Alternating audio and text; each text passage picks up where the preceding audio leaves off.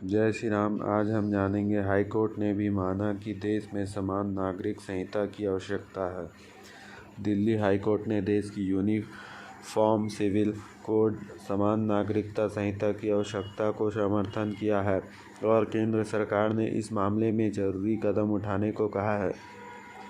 Court ने कहा है कि आधुनिक भारतीय समाज धीरे धीरे सजातीय हो रही है। धर्म, समुदाय और जाति की पारंपरिक बाधाएं खत्म हो रही है और इन बदलाव के मद्देनजर समान नागरिक संहिता की आवश्यकता है। समान नागरिक संहिता क्या है? समान नागरिक संहिता अथवा समान आचार संहिता का अर्थ एक धर्मनिरपेक्ष सेक्युलर कानून होता है जो सभी धर्म के लोगों के लिए समान रूप से लागू होता है। दूसरी शब्दों में, अलग अलग धर्मों के लिए अलग अलग सिविल कानून होना ही समान नागरिक संहिता की मूल भावना है।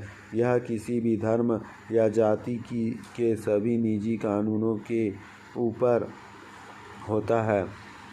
देश के सभी नागरिकों के लिए एक समान कानून यानी ये एक तरह के निष्पक्ष कानून होगा। जब ये कानून बन जाएगा तो हिंदू, मुस्लिम, सिख और ईसाई सभी को एक ही कानून का पालन करना होगा। यानी मुस्लिम 4 शादियां भी कर सकेगा। दुर्भाग्यवश अधिकांश लोगों को इसकी चेतना नहीं है। हालिया समाज के संविधान के अनुच्छेद 25 से 31 में हिंदू विरोधी व्याख्या स्थापित कर दी गई है।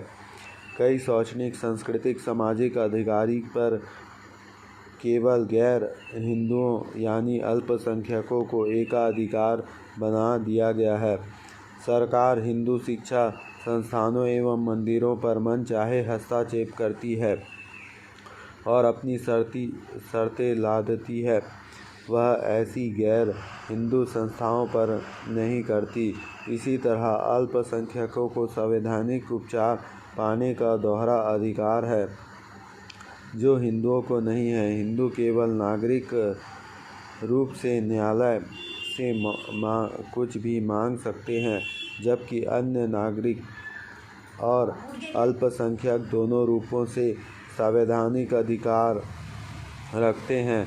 ऐसा अंधेरा दुनिया को किसी लोकतंत्र में नहीं कि अल्पसंख्यकों को ऐसे विशेषाधिकार हो जो बहुसंख्यक को ना मिले।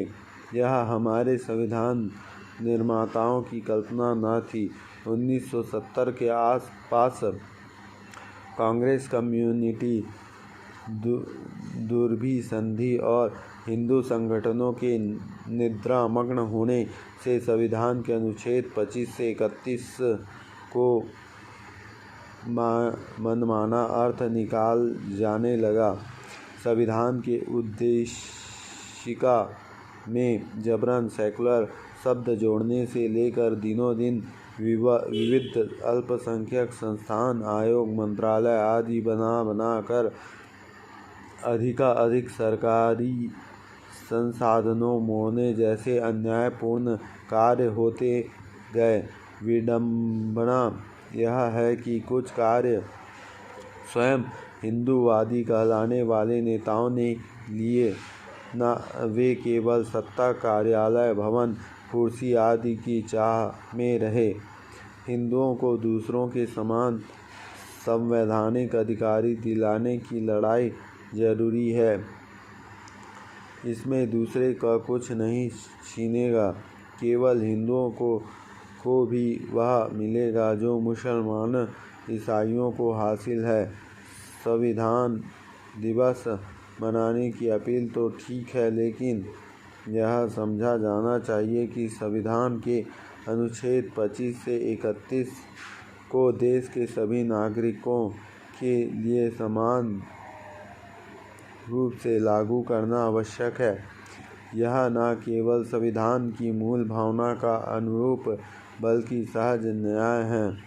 हिंदुओं के हित की कुंजी अन्य धर्मावलंबियों जैसे समान अधिकार में है। स्वतंत्र भारत में हिंदू समाज का मान सम्मान क्षेत्र संकुचित होता गया है और यह प्रक्रिया चालू है।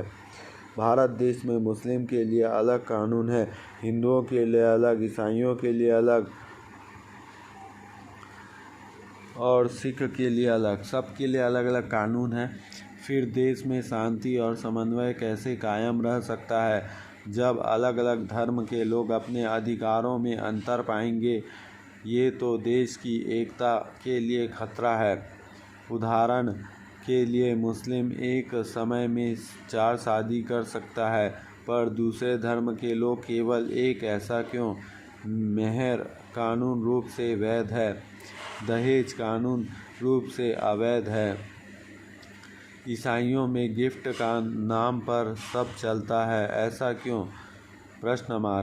ये सभी कानूनन अवैध क्यों नहीं है? हिंदू मंदिरों की संपत्ति सरकारी कानून बनकर ले लेते हैं, पर दूसरे धर्मों के स्थलों पर सरकार अपना हक अपना पेश नहीं करता। दूसरे धर्म वाले मदरसों कन्वेंट स्कूल में अपने धर्म की शिक्षा दे सकता है, पर हिंदू अपने स्कूल में अपने धर्म की शिक्षा नहीं दे सकता। ऐसा क्यों? यही कारण है कि देश के लोगों के बीच भेदभाव बढ़ रहा है, लोगों में असंतोष बढ़ रहा है, जो लोकतंत्र के में किसी भी दृष्टिकोण से उचित नहीं है। सबसे ज़्यादा अन्याय अगर इस भिन्नता के कारण किसी के साथ हो रहा है तो हिंदुओं के साथ। अल्पसंख्यक लोगों को धर्म के नाम पर विशेष छूट दी जाती है, लेकिन हिंदुओं के साथ सदैव अन्याय होता आ रहा है और अभी भी हो रहा है। अगर हिंदू अपनी धर्म के प्रति निष्ठा जाहिर करे तो उसे कट्टरता का नाम देते हैं, जबकि दूसरे धर्मावलंबी को धर्मनिष्ठ कहते हैं। यदि 2 गुटों के बीच बहस हो रही है तो सदैव हिंदू को दोषी ठहराया जाता है। यहीं से आप समझ सकते हैं कि कानून में भिन्नता के कारण भी हिंदुओं के साथ कितना अन्याय हो रहा है। जब चीन में यूनिफॉर्म सिविल कोड लागू हो सकता है तो भारत में क्यों नहीं?